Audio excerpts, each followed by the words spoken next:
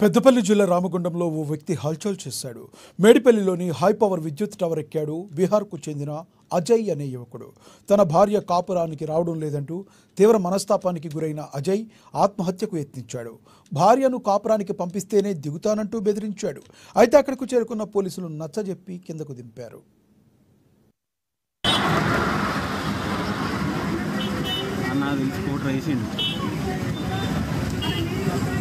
నాకే కల తిరుగుతాను కదా నేను తెచ్చే బాగా చూడడం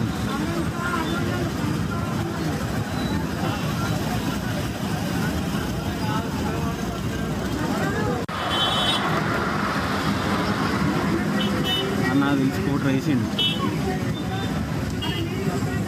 నాకే కల తిరుగుతాను కదా నేను తెచ్చే బాగా చూడడం